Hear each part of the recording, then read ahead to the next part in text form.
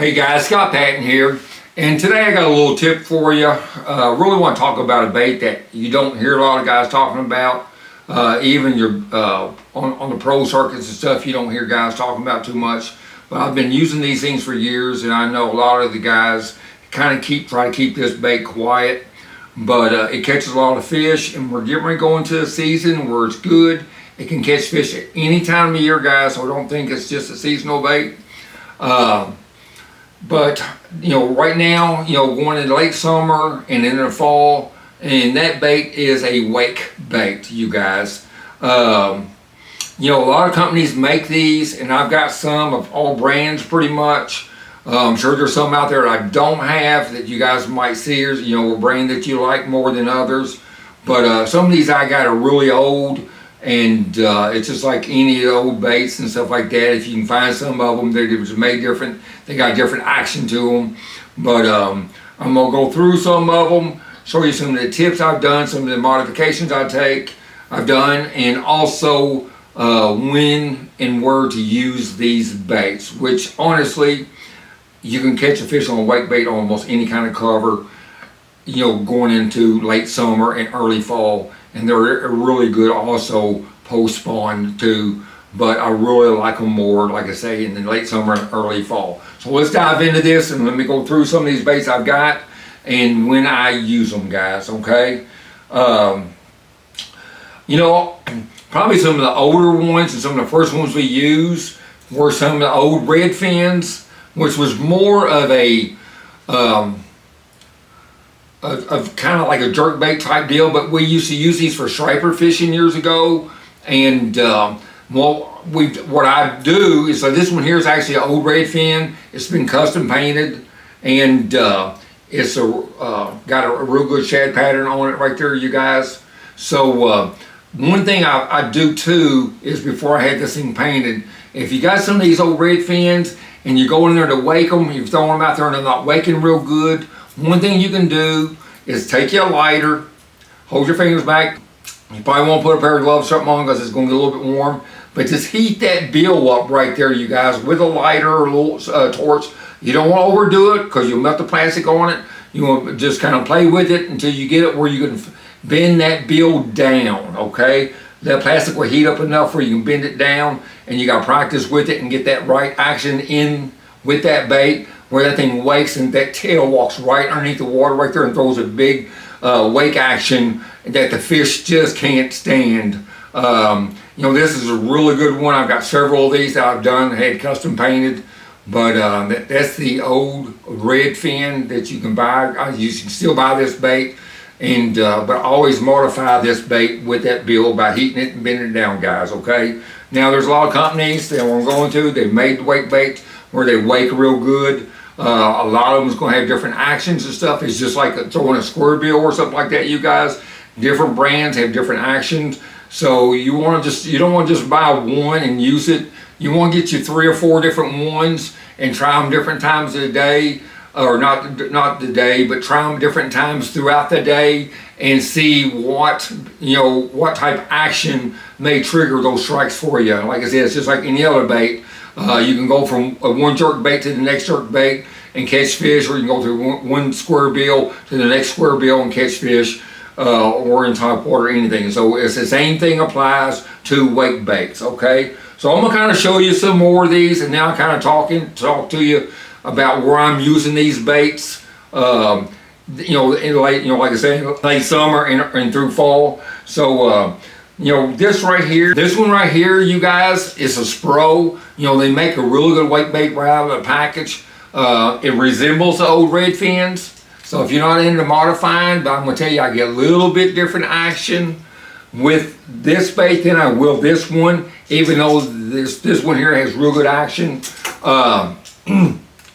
So like I say, the Spro one is real good. As you can see, let me see if I got a Spro rigged up. I don't have one, don't look like out. I'm going to throw some of these guys. I'm just using this for example. It don't matter what style that I'm going to show you through. But some of them I'm going to put a tail feather on them, and there's some of them I'm not going to put a tail feather on them, because there's times to where I don't know why, but they want that extra action that you get out of that feather on this thing, because this thing right here really has a lot of action. And there's times, I'm telling you, that seem like in real clear water, maybe the one without the feather has done better for me. And I think it's really just a thing that you got to fish them again and see what the fish are preferring. So we got the red fin, we got the Spro one.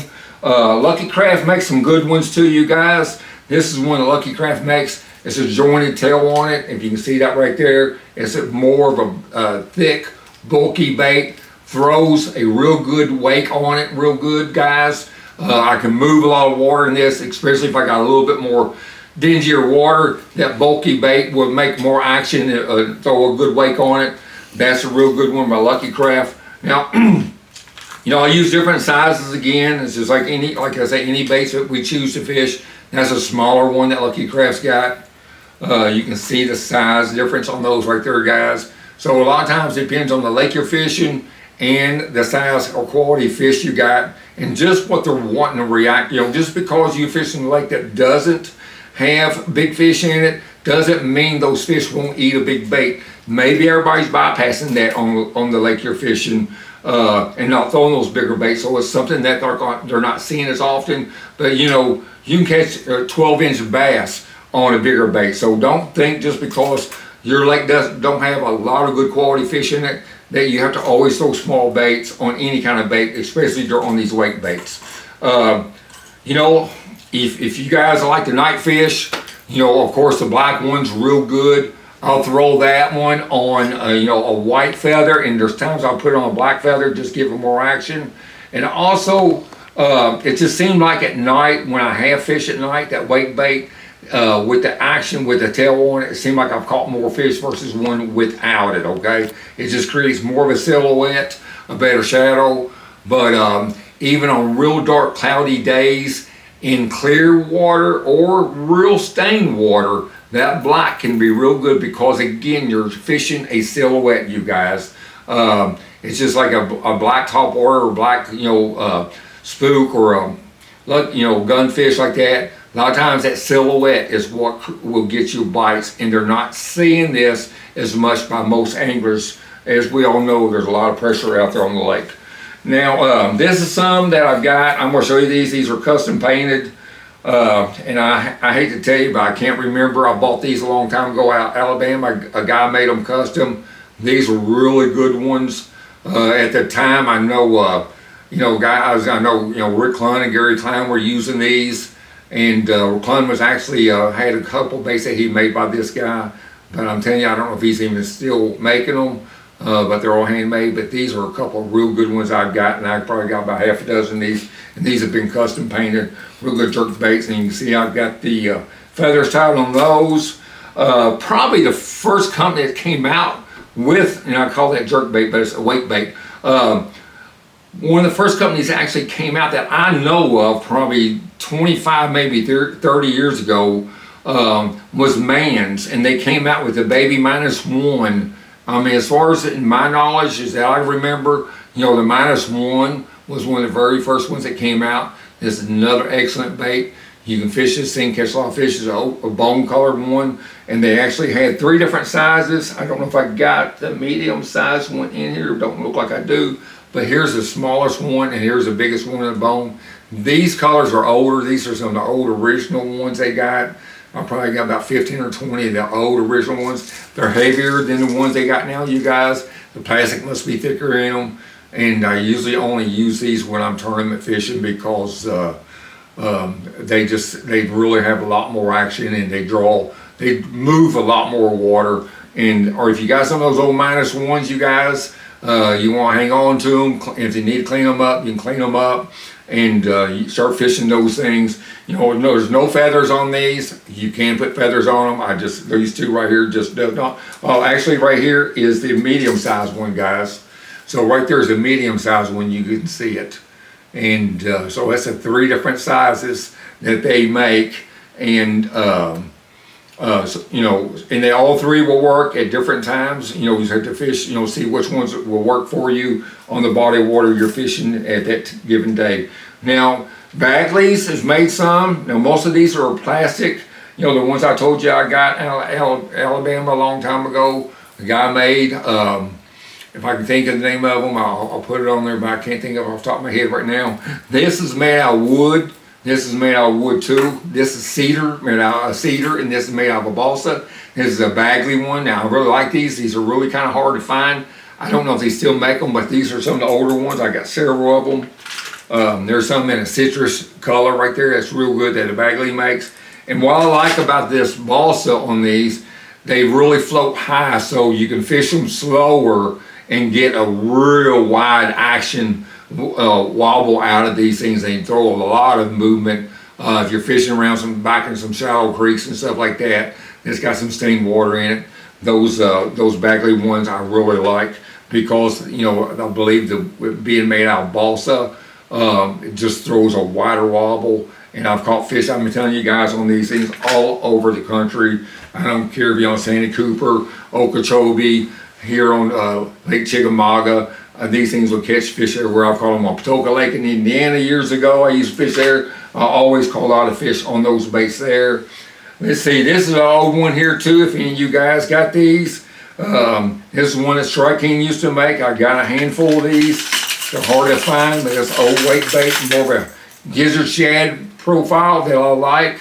I will use these a lot too, and I use these. You can see the bill on those. They're different. So one's going to weight more than the other. You see the angle of those bills, you guys? So this is something that Strike King made, and I don't think these are even in production anymore. But if you can find you some of these, you want to get them and hang on to them because of that profile, so they really catch fish. Like I say, it's more of a gizzard shad profile, and they catch big fish. I'll even use these things out on ledges, guys, in the summertime, early in the summer, or you know, early in the summer when the fish first pull out, and you got that shad salon maybe going out there on that main lake, or them fish first moved out and they're not going deep, and the bait's not going deep. So you're seeing a lot of fish suspended out there on them ledges up on the flats. This is a great bait. I'm telling you what, they will smoke that thing. I've had people watching us fish. They think they're throwing crankbaits, and we're not. We're out there throwing these weight baits out there on them ledges and just smashing them. And I've done real good even here on Chickamauga with this. It's kind of a secret that I've kept for a long time. I used to do the same thing on Kentucky Lake, down there on Kentucky Lake, when I got it on Kentucky Lake. But you know, like I say, that's a Strike King. I almost know all these are discontinued, but if you can find them, you want to grab them, guys. And I tell you, it's another company that's made them for years, and I love them. This is something I've got extras, I got a bunch of them. This is a Storm Wart. I ain't for sure what they call it, but it's a wiggle wart style bait, but it's a weight bait. Okay, you see the bill on that. Here's one right here I've got. Okay, these things got a wild action to them, you guys. Really good. I got them shad pattern. I got them in, you know, golden shiner color. I caught them on good fish on Okeechobee with that one right there. That color is really hard to find. And I also have them in, you know, your perch colors and stuff like that. When these bass, or when these bluegill, bluegill all spawning, or if you got some stained water, that perch color is always good. It's more of a bluegill color. I'm calling it perch. Perch, bluegill, they're all in the same family. But that is a Storm, and they make this one, I think, just in the one size, the best I can remember. I don't see any others, but this Storm bait's a really, really good bait, you guys. And like I said, you can fish them with feathers or without. Well, here's a couple more. The chartreuse, different perch colors. Like I said, you can see these don't have the orange belly. Again, you just got to see what they want, you guys. This one here's got the orange belly on it like that. So just going to have to get you an assortment of these and fish them, you guys. You know, as far as tackle, rod and reel set up in line, you know, you can throw these things on braid, because like I said, it's almost like a topwater bait, subsurface topwater bait. You can throw these on braid if you want to. I myself normally throw them on monofilament. When these fish come up after, they're going to roll on it and come up and engulf this thing. I just like monofilament. I'll use a fairly stiff rod. That way I'm throwing, you know, I can get a good hook set if I make a long cast. One thing I don't do unless I have to is I don't make a super long cast. That's one thing I don't do a lot of times when I'm throwing top waters and stuff. You know, I'll throw about a medium range cast if I can, if the area I'm fishing and the water condition I'm fishing allows. Because when that fish hits, I want to be able to be in control of that fish. I see guys out there, you know, when I'm guiding and stuff like that, they want to get that bait out there, that top water and these weight baits, and we'll get out there and throw that thing as far as they can throw it. You know, then one jumps up there and hits it and stuff, and he jumps and throws it because he didn't get a little hook set in it. And that's because there's just way more stretch out on that line when you make that super long cast. You know, I know there's times when you got to make that long cast because it's the only way you can get up there. Sometimes you're just super shallow. You can't get your boat up in on the flats, especially if there's shallow rocky flats and stuff like that, which happen a lot in the fall. But you know, I try not to do that if I don't have to. If I am fishing that way, I make a super long cast. Guys, I use braid all the time on that because there's no stretch and I can get a good hook set. I can get that fish's head turned and get him coming my way. When they're that shallow, they're not going to be diving. They're going to be jumping the whole time. So you want good, strong, sharp hooks. You hook 7-8 pound fish up there in, you know, a foot and a half of water. You want to make sure you got the equipment to get him to the boat because he's not going to give up easy. I mean, these big fish, these 8, 9, 10 pound fish on top water, I mean, on these wake baits too, you want to make sure you're equipped for when that bite happens for you, that you can get him to the boat and you can land him.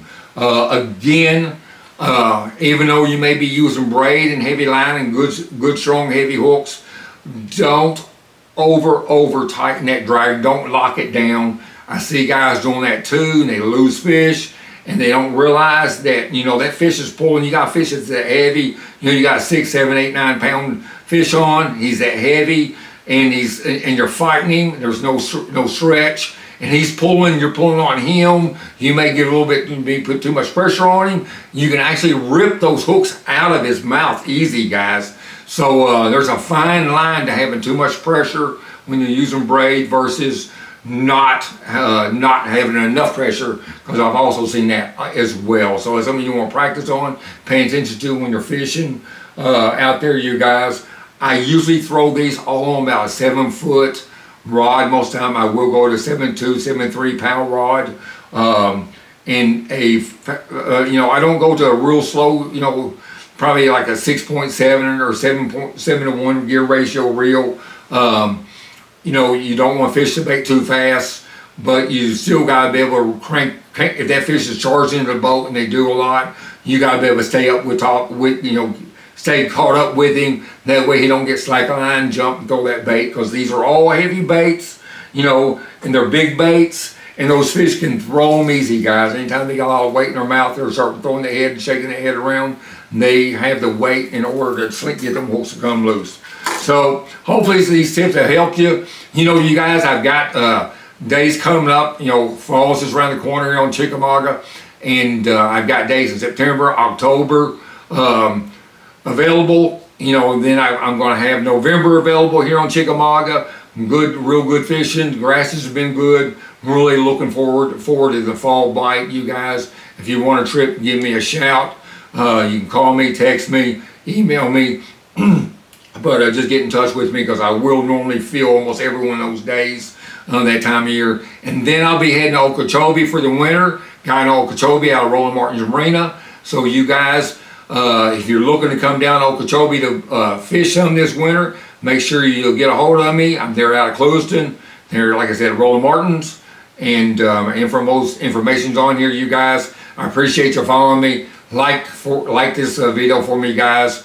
Leave me a comment and let me know if you like throwing wake baits, if you what some of the bigger fish you caught on them to, and what are your favorite wake baits. But again, like and share. You guys subscribe, and we will see you on the water. Give me a shout. You see me out there, guys. Good fishing to you.